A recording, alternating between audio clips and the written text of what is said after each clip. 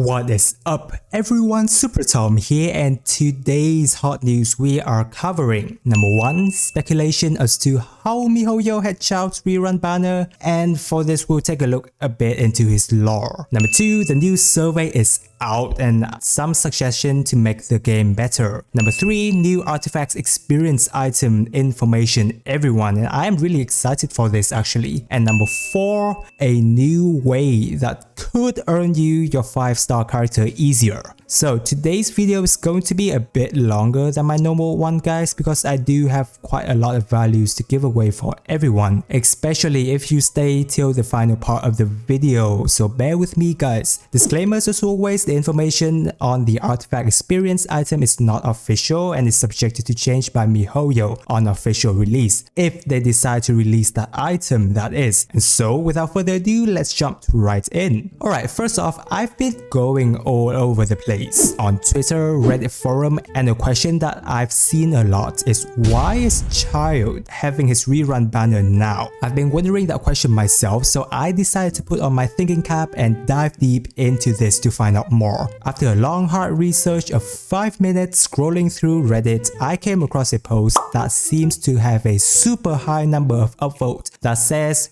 fluff and meme.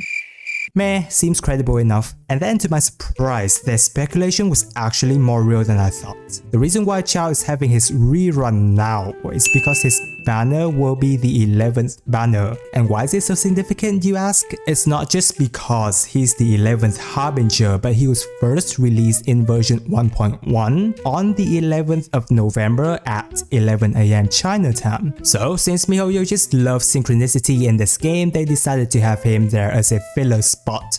Jokes aside guys, here is a more concrete lore and evidence of why he's making his appearance now. So I found a couple of posts has been saying that patch 1.4 storyline has a lot to do and in relation to Childe. Whether he appears in the story again or not this time, we don't know yet, but he has a lot to do with the Abyss Herald it seems. Like from this post has been sharing from the user Lemon Hoops, showing Childe's quote, "I once adventured deep into the abyss and faced with an enormous beast. All I know is the sight of it chilled me to the bone." So what he's been referring to is very likely to be the Abyss Herald as shown underneath. Also coming from this post from the user Blaze Firesong, if you notice Childe's fighting styles originate from the Abyss, and the Abyss Herald here seems to have a very similar fighting style and weapon as well. I don't know if this is because both of them being Hydro element, but the swords that is created from Hydro looks really similar, and they both have very fast-paced close combat fighting style. So if this is the case, then do you think that Childe could have documented the Abyss Herald and learned from that, or they have been trained by some other master of the same kind?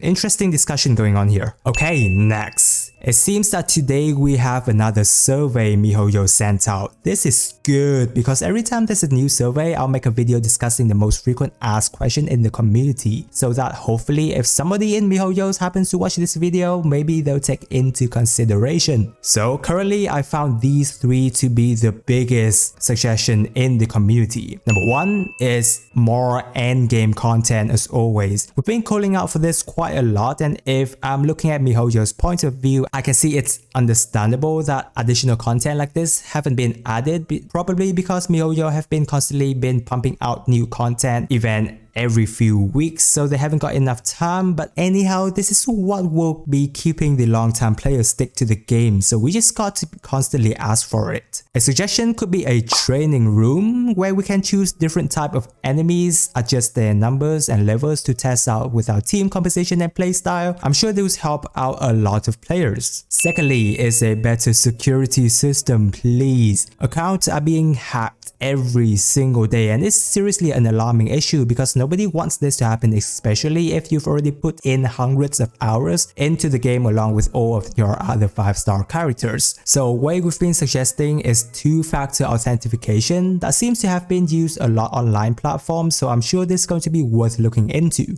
Third is resin. Resin is always on the list. I know we're going to be getting a condensed resin cap raised up to 5, but like seriously, come on. In my opinion, it doesn't really change that much. much. It's good that you can now save more condensed resin, but still the resin recharge time is still 8 minutes as always, so it doesn't really affect too much. Why couldn't the cap be raised up to like 200 or lower the recharge time to like 6 minutes? We already currently don't have any endgame content to be spending time on, and the resin is also limiting our play. I know that we've got a lot more suggestions, but I'm just covering the biggest one I found here. Feel free to comment down below if you got any others and we can discuss from there. Okay, next. It seems that we've got more information on the new Artifacts experience materials. And why am I excited for this, you may ask? It's because leveling up artifacts till this patch has been a pain in the ass. All we could do is to farm artifacts in domain and then get rid of the useless one to level up, and guess what? Farm artifacts requires resins. And resin is used in almost everything in the game, so I don't know what to say about that. Of course, there are routes for you to farm free artifacts, but I don't think any of you would have any patience to do that every single day. So, according to the source here, it seems that we may be getting 4 types of items and each leveling up our artifact to a phase. So if this is true, the 4-star experience item will be leveling up our artifacts from 0 up to 20 right away, because it says that ascending artifact to phase 4 and that's level 20. If that's so, then it will be super good as that saves us a lot of time and resources. But then again, this is still unofficial information, so there will be a lot of changes. I don't think this is coming in patch 1.4, otherwise it would have been announced. And then finally, here's what you've probably been waiting for a new way that could possibly get you your desired 5-star easier. Tom, is this a joke?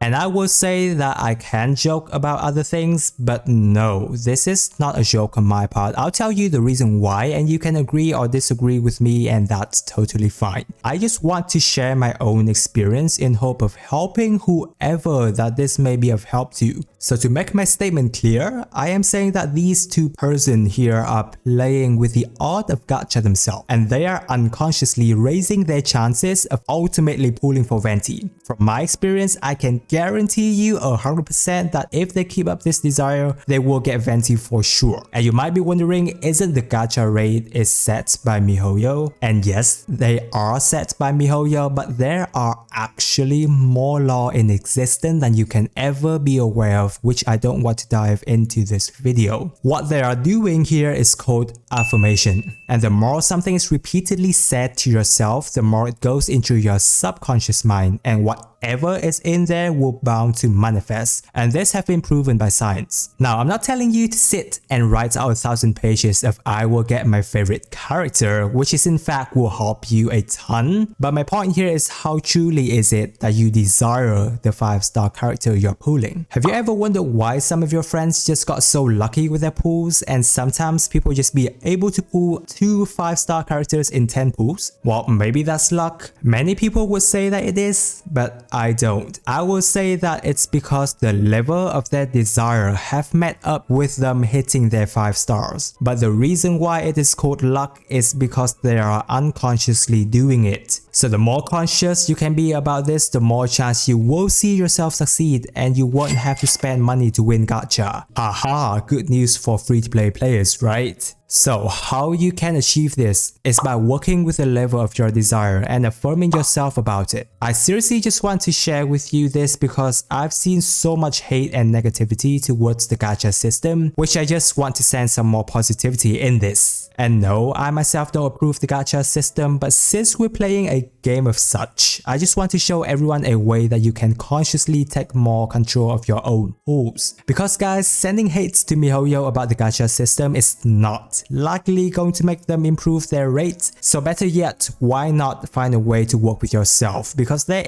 is actually more to discover about yourself than anything out there, which is the point where I want to leave you on so that you can have some time to think about. And so guys, hopefully I was able to help you in some tiny bit with my sharing. It's totally fine if you disagree with me. And also, if anyone would like to discuss anything further, just leave a comment down below and I will get to you there. Well guys, I hope you like this news edit. As always, if you stick with me till this part of the video, I just want to say I appreciate you guys so much. If you enjoyed the video, be sure to subscribe to my channel as I post daily content, bringing you the latest guides, news and update about Genshin Impact with some funny moment as a cherry on top. With that, this is Tom wishing everyone a super day.